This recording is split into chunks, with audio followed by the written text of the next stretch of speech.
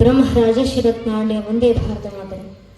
ಕ್ಷೇತ್ರದ ಗ್ರಾಮ ದೇವತೆಯ ಪಾದರವಿಂದಗಳಲ್ಲಿ ಶರಣಾಗತಿಯನ್ನು ಬಿಡ್ತಾ ವ್ಯಾಸಪೀಠದ ಮೇಲೆ ಆಸನರಾಗಿರುವಂಥ ಪರಮ ಪೂಜ್ಯನಿ ದಿವ್ಯತ್ರಿಯರಿಗೆ ಹಾಗೂ ಹಿರಿಯರಿಗೆ ಮತ್ತು ನಮ್ಮ ದೇವಸ್ಥಾನದ ಗುಡಿನಲ್ಲಿರುವಂಥ ದೇವರಿಗಿಂತ ಹೆಚ್ಚು ಹೃದಯ ವೈಶಾಲ್ಯತೆಯನ್ನು ಹೊಂದಿರುವಂಥ ಗಡಿಯಲ್ಲಿರ್ತಕ್ಕಂಥ ದೇವರು ಸೈನಿಕ ಅಣ್ಣಂದಿರಿಗೆ, ನೆಲೆದಿರುವಂಥ ಎಲ್ಲ ನನ್ನ ನೆಚ್ಚಿನ ದೇಶಭಕ್ತ ಬಾಂಧವರಿಗೆ, ಮಾತಾ ಭಗಿನಿಯರಿಗೆ, ಅಕ್ಕ ಅಣ್ಣಂದಿರಿಗೆ, ಹಿಂದೂ ಧರ್ಮದ ರಕ್ಷಕರಾಗಿ ನಿಂತಿರುವಂಥ ಎಲ್ಲ ಕಾರ್ಯಕರ್ತ ಅಣ್ಣಂದಿರಿಗೆ ಹಾಗೂ ಇಡೀ ಕಾರ್ಯಕ್ರಮದಲ್ಲಿ ನಮಗೆ ಸಹಕಾರ ನೀಡ್ತಾ ಇರುವಂಥ ಆರಕ್ಷಕ ಬಂಧುಗಳಿಗೆ, ಪತ್ರಕರ್ತ ಬಾಂಧವರಿಗೆ ಹಾಗೂ ಎಲ್ಲ ಹಿರಿಯರ ಪಾದಗಳಿಗೆ ನನ್ನ ಹಣೆಚ್ಚು ನಮಸ್ಕರಿಸುತ್ತೇನೆ. ನನ್ನ ನೆಚ್ಚಿನ ಬಂಧುಗಳೇ, ಬಹುಶಃ ಈ ಸಂದರ್ಭದಲ್ಲಿ ನಾವಿಬ್ಬರು ಮಹನೀಯರ ಜಯಂತಿಯನ್ನ ಒಮ್ಮೆಲೆ ಆಚರಿಸ್ತಾ ಇದ್ದೀವಿ. ನಮ್ಮ ಕಾವ್ಯ ಪುರಾಣಗಳಲ್ಲಿ ವರ್ಣನೆಗೆ ಸಿಲುಕಿರುವಂತ ಅಭಿಜಾತ ನಾಯಕರ ಸಕಲ ಸದ್ಗುಣಗಳ ಸಾಕಾರ ಮೂರ್ತಿಗಳು ಅಂದ್ರೆ ಅದು ಒಂದು ಛತ್ರಪತಿ ಶಿವಾಜಿ ಮಹಾರಾಜರು, ಇನ್ನೊಬ್ಬರು ಬಸವಣ್ಣನವರು. ಇಬ್ಬರೂ ಕೂಡ ಧರ್ಮ ರಕ್ಷಣೆಗೆ ಹೋರಾಡದಂತರು. ತಮ್ಮ ತಮ್ಮ ಮಾರ್ಗದಲ್ಲಿ ಹೋರಾಡಿದ್ದಾರೆ ಹೊರತಾಗಿ ಇಬ್ಬರ ಗುರಿ ಒಂದೇ ಆಗಿತ್ತು, ಅದು ಹಿಂದುತ್ವದ ರಕ್ಷಣೆ, ಅದು ಧರ್ಮ ರಕ್ಷಣೆ. ಒಂದು ಕಡೆ ಮೊಘಲರ ಆರ್ಭಟ ದೇಶದಲ್ಲಿ ಮಿತಿ ಮೀರಿದಂತ ಸಂದರ್ಭದಲ್ಲಿ ಇಡೀ ದೇಶದಲ್ಲಿ ಹಿಂದೂಗಳ ಪರಿಸ್ಥಿತಿ ತತ್ತರಿಸಿ ಹೋಗ್ತಾ ಇರಬೇಕಾದ್ರೆ ಭಾರತದಲ್ಲಿ ಮತ್ತೊಮ್ಮೆ ಹಿಂದೂ ಪುನರುತ್ಥಾನ ಆಗಬೇಕು ಅಂತ ಸಂಕಲ್ಪ ಮಾಡಿ ನಮ್ಮ ಕನ್ನಡದ ನೆಲದಿಂದ, ಕನ್ನಡದ ಮಂತ್ರಶಕ್ತಿಯಿಂದ ಹೊರತಂತ ವಿದ್ಯಾರಣ್ಯರ ವಿಜಯನಗರ ಸಾಮ್ರಾಜ್ಯದ ಆದರ್ಶವನ್ನು ಪಡೆದು ಮತ್ತೊಮ್ಮೆ ದೇಶದಲ್ಲಿ ಒಂದು ಹಿಂದೂ ಸಾಮ್ರಾಜ್ಯ ನಿರ್ಮಾಣ ಮಾಡಬೇಕು ಅಂತ ಸಂಕಲ್ಪವನ್ನು ತೊಟ್ಟು ಮೊಘಲರ ಅಟ್ಟಹಾಸವನ್ನ ಹುಟ್ಟಡಗಿಸುವಂತ ಕೆಲಸವನ್ನ ಮಾಡ್ಲಿಕ್ಕೋಸ್ಕರ ಶಿವನೇರಿಯ ಕೋಟೆಗಳಿಂದ ಎದ್ದು ಬಂದಂತ ಶಿವಾಂಶ ಸಂಭೂತ ಅಂದ್ರೆ ಅದು ಛತ್ರಪತಿ ಶಿವಾಜಿ ಮಹಾರಾಜರು. ಇನ್ನೊಂದು ಕಡೆ ಶಿವಾಜಿ ಮಹಾರಾಜರು ಬರೋಕ್ಕೂ ಮುಂಚೆಯಿಂದಲೂ ಕೂಡ ನಮ್ಮ ದೇಶದಲ್ಲಿ ಇಡೀ ಹಿಂದೂ ಸಾಮ್ರಾಜ್ಯ ಇದ್ದಾಗಲೂ ಕೂಡ ಹಿಂದೂಗಳು ಹಿಂದುತ್ವವನ್ನ ಮರೆತು ಜಾತಿ ಹೆಸರನ್ನ ಹೇಳ್ಕೊಂಡು ಜಾತಿ ಪ್ರೇಮ, ಜಾತಿ ಅಭಿಮಾನ ಮುಗಿಲು ಮುಟ್ಟಿರುವಂತ ಸಂದರ್ಭದಲ್ಲಿ ನಮ್ಮ ಜಾತಿ ಉಳಿಬೇಕು ಅಂದ್ರೆ ಮೊದಲು ಧರ್ಮ ಉಳಿಬೇಕು, ಆದ್ರಿಂದ ಜಾತಿ ಬಿಟ್ಟು ಧರ್ಮ ಉಳಿಸುವಂತ ಕೆಲಸವನ್ನ ಮಾಡಿ ಅಂತ ಹಾದಿ ತೋರಿಸಿದಂತ ಧರ್ಮ ರಕ್ಷಣೆಗೋಸ್ಕರ ಅಂತ ನಿಂತಂತ ವಿಶ್ವಗುರು ಬಸವಣ್ಣನವರು. ಇಬ್ಬರು ಹೋರಾಡಿದ್ದು ಧರ್ಮಕ್ಕೋಸ್ಕರ. ಒಂದು ಕಡೆ ಶಿವಾಜಿ ಮಹಾರಾಜರು ಮೊಘಲರ ವಿರುದ್ಧ ಹೋರಾಡಿ ಧರ್ಮ ರಕ್ಷಣೆ ಮಾಡಿದ್ರೆ, ಇನ್ನೊಂದು ಕಡೆ ಬಸವಣ್ಣನವರು ಜಾತಿಯ ವಿರುದ್ಧ ನಿಂತು ಹೋರಾಟ ಮಾಡಿ ಹಿಂದುತ್ವದ ರಕ್ಷಣೆಯನ್ನ ಮಾಡೋದು. ಇಬ್ಬರ ಮಾರ್ಗ ಬೇರೆ ಬೇರೆದಿರ್ಬೋದು, ಒಬ್ಬೊಬ್ಬರು ತಮಗೆ ಆದಂತ ರೀತಿಯಲ್ಲಿ ಧರ್ಮ ರಕ್ಷಣೆಯನ್ನ ಮಾಡಿಕೊಂಡು ಬಂದಿದ್ದಾರೆ. ಅನೇಕರು ಕೇಳೋರಿದ್ದಾರೆ, ನೀವ್ ಏನಕ್ಕೆ ಆರಾಧಿಸ್ತೀರ ಬಸವಣ್ಣನವರನ್ನ, ಏನಕ್ಕೆ ಶಿವಾಜಿ ಮಹಾರಾಜರನ್ನ ಆರಾಧಿಸೋದು? ಪ್ರಶ್ನೆ ಕೇಳ್ತಾರೆ ಶಿವ ಜಯಂತಿ ನಡೆದಾಗಿಲ್ಲ, ಏನಕ್ಕೆ ಶಿವಾಜಿ ಮಹಾರಾಜರನ್ನ ಆರಾಧಿಸ್ತೀರಾ ನೀವು? ಶಿವಾಜಿ ಮಹಾರಾಜರೇ ನಿಮಗೆ ದೇವರ ಅಂತ. ಶಿವಾಜಿ ಮಹಾರಾಜರು ದೇವರಲ್ಲವೇ ಇರಬಹುದು, ಆದ್ರೆ ಇವತ್ತಿಗೂ ನಮ್ಮ ಮಠ ಮಂದಿರಗಳಲ್ಲಿ, ನಮ್ಮ ಮನೆ ದೇವರ ಕೋಣೆಗಳಲ್ಲಿ ನಮ್ಮ ದೇವರ ಮೂರ್ತಿಗಳು ಸುರಕ್ಷಿತವಾಗಿದ್ದಾವೆ ಅಂದ್ರೆ ಅದಕ್ಕೆ ಕಾರಣ ಛತ್ರಪತಿ ಶಿವಾಜಿ ಮಹಾರಾಜರು. ಅದಕ್ಕೆ ಶಿವಾಜಿ ಮಹಾರಾಜರನ್ನ ಆರಾಧಿಸುತ್ತಾರೆ. ಅಕಸ್ಮಾತ್ ಆಗ ಶಿವಾಜಿ ಮಹಾರಾಜ ಇರ್ತಿಲ್ಲ ಅಂದಿದ್ರೆ ಇವತ್ತು ನಮ್ಮ ಪರಿಸ್ಥಿತಿ ಏನಾಗಿರ್ತಾ ಇತ್ತು? ಭೂಷಣ ಎಂಬ ಕವಿ ಬರೀತಾರೆ, ಕಾಶಿ ಕಿ ಕಳಾ ಜಾತಿ ಮಥುರಾ ಮಸ್ಜಿದ್ ಹೋತಿ ಯದಿ ಶಿವಾಜಿನ ಹೋತಾ ತೋ ಶುನ್ನತ್ ಹೋತಿ ಸಬ್ಕಿ. ಅಂದ್ರೆ ಕಾಶಿ ಕಳಾಹೀನವಾಗ್ತಿತ್ತು, ಮಥುರಾ ಮಸೀದಿ ಆಗಿರ್ತಿತ್ತು. ಅಕಸ್ಮಾತ್ ಶಿವಾಜಿ ಹುಟ್ಟಿರ್ಲಿಲ್ಲ ಅಂತಿದ್ರೆ ಎಲ್ಲರಿಗೂ ಇಸ್ಲಾಮಿಕ್ ಸಂಸ್ಕಾರ ಆಗಿರ್ತಿತ್ತು. ಅಕಸ್ಮಾತ್ ಶಿವಾಜಿ ಮಹಾರಾಜ್ ಹುಟ್ಟಿರ್ಲಿಲ್ಲ ಅಂತಿದ್ರೆ ಇವತ್ತು ಉತ್ತರದಲ್ಲಿ ಅದಿಲ್ ಶಾಹಿ, ದಕ್ಷಿಣದಲ್ಲಿ ಮೊಘಲ್ ಶಾಹಿ, ಆದ್ರೆ ಆಚೆ ಈಚೆ ಇಮಾಮ ಶಾಹಿ, ಬರದ ಶಾಹಿ, ಕುತುಬ್ ಶಾಹಿ, ಅಯೋಧ್ಯೆಯಲ್ಲಿ ನವಾಬ, ಬಂಗಾಳದಲ್ಲಿ ನವಾಬ, ಗೋವಾದಲ್ಲಿ ಪೋರ್ಚುಗೀಸರು, ತಮಿಳುನಾಡಲ್ಲಿ ಡಚ್ಚರು, ಪಕ್ಕದಲ್ಲಿ ಫ್ರೆಂಚರು ಇತ್ತು. ಇಡೀ ಜಗತ್ತಿನ ಅನೇಕ ಮತಪಂಥಗಳು, ಪರಕೀಯರು ನಮ್ಮ ಸನಾತನ ಧರ್ಮವನ್ನ ನಾಶ ಮಾಡಲಿಕ್ಕೆ ಸಿದ್ಧವಾಗಿ ನಿಂತಿದ್ದಾಗ ಈ ಧರ್ಮದ ಪುನರ್ ಪ್ರತಿಷ್ಠಾಪನೆಗೋಸ್ಕರ ಅಂತ ತಾಯಿ ಜೀಜಾಬಾಯಿಯ ರತ್ನಗರ್ಭದಲ್ಲಿ ಎದ್ದು ಬಂದಂತ ತುಳಜಾಭವಾನಿಯ ವರಪುತ್ರ ಛತ್ರಪತಿ ಶಿವಾಜಿ ಮಹಾರಾಜ. ಆ ಶಿವಾಜಿ ಮಹಾರಾಜನ ಹೋರಾಟ, ಅಂದು ಶಿವಾಜಿ ಮಹಾರಾಜನ ಹೋರಾಟ ನನ್ನ ನೆಚ್ಚಿನ ಬಂಧುಗಳು. ಅಕಸ್ಮಾತ್ ಆಗ ಶಿವಾಜಿ ಮಹಾರಾಜರು ಹೋರಾಡಿರ್ಲಿಲ್ಲ ಅಂದಿದ್ರೆ ಇವತ್ತು ನಮ್ಮನ್ನ ಹಿಂದೂ ಅಂತ ಕರ್ಕೊಳ್ಳಿಕ್ಕೆ ನಮ್ಮ ಕೈಲಾಗ್ತಾ ಇರಲಿಲ್ಲ. ಶಿವಾಜಿ ಮಹಾರಾಜರು ಮೊಘಲರ ವಿರುದ್ಧ ಹೋರಾಡಿದ್ರು, ಅದಕ್ಕೂ ಹಿಂದೆಯೇ ಬಸವಣ್ಣನವರು. ಅರ್ಥ ಮಾಡ್ಕೊಳ್ಳಿ, ಬಸವಣ್ಣನವರು ಇರಲಿಲ್ಲ ಅಂದಿದ್ರೆ ನಮ್ಮ ಪರಿಸ್ಥಿತಿ ಏನಾಗಿರ್ತಾ ಇತ್ತು? ಅಕಸ್ಮಾತ್ ಬಸವಣ್ಣನವರು ಇರಲಿಲ್ಲ ಅಂದಿದ್ರೆ ಇವತ್ತು ನಮ್ಮನ್ನ ನಾವು ಹಿಂದೂ ಅಂತ ಕರ್ಕೊಳ್ಳಿಕ್ಕೆ ಒಬ್ಬ ಹಿಂದೂ ಇರ್ತಾ ಇರ್ಲಿಲ್ಲ. ಎಲ್ಲರೂ ನಾನೊಬ್ಬ ಬ್ರಾಹ್ಮಣ, ನಾನೊಬ್ಬ ಕುರುಬ, ನಾನೊಬ್ಬ ಗೌಡ, ನಾನೊಬ್ಬ ನಾಯಕ, ನಾನೊಬ್ಬ ಹರಿಜನ ಅಂತ ಜಾತಿಗಳ ಹೆಸರಲ್ಲಿ ಚದುರು ಹೋಗಿ ಜಾತಿ ಅಭಿಮಾನ ಹೆಚ್ಚಾಗಿ ನಮ್ಮ ಧರ್ಮದ ಅಭಿಮಾನವನ್ನ ಮರೆತು ಕೂತಿರ್ತಾ ಇದ್ರು. ಅಂಥ ಸಂದರ್ಭದಲ್ಲಿ ಜಾತಿ ಮುಂಚೆ ಧರ್ಮವನ್ನು ಉಳಿಸಿ ಅಂತ ಇಡೀ ಸನಾತನ ಹಿಂದೂ ಧರ್ಮದ ಸಮಸ್ತ ಹಿಂದೂಗಳನ್ನ ಧರ್ಮ ಅನ್ನೋ ಒಂದು ಛಾಯಾಚಿತ್ರದಡಿಗೆ ತಗೊಬಂದು ನಿಲ್ಲಿಸಿ ಧರ್ಮ ಎಂಬ ಏಕಕಂಠ ಘೋಷಣೆಯೊಂದಿಗೆ ಎಲ್ಲರನ್ನು ಮುನ್ನಡೆಸಿಕೊಂಡು ಬಂದಂತವರು ಬಸವಣ್ಣನವರು. ಕೇಳಿದ್ರು ಶಿವಾಜಿ ಮಹಾರಾಜ್ ಇರ್ಲಿಲ್ಲ ಅಂದಿದ್ರೆ ಏನಾಗ್ತಿತ್ತು ಅನ್ನೋ ಪ್ರಶ್ನೆ ಇಂದು ನೆನ್ನೆದಲ್ಲ. ಒಂದು ಕಡೆ ಒಬ್ಬ ಹುಡುಗನಿಗೆ ಶಾಲೆಯ ಪರೀಕ್ಷೆನಲ್ಲಿ ಇದೇ ರೀತಿ ಪ್ರಶ್ನೆ ಮಾಡ್ತಾರೆ. ಶಾಲೆ ಇತಿಹಾಸದ ಪರೀಕ್ಷೆನಲ್ಲಿ ಬರುವಂತ ಪ್ರಶ್ನೆ, ಅಕಸ್ಮಾತ್ ಶಿವಾಜಿ ಹುಟ್ಟಿರ್ಲಿಲ್ಲ ಅಂತಿದ್ರೆ ಏನಾಗ್ತಾ ಇತ್ತು ಅಂತ.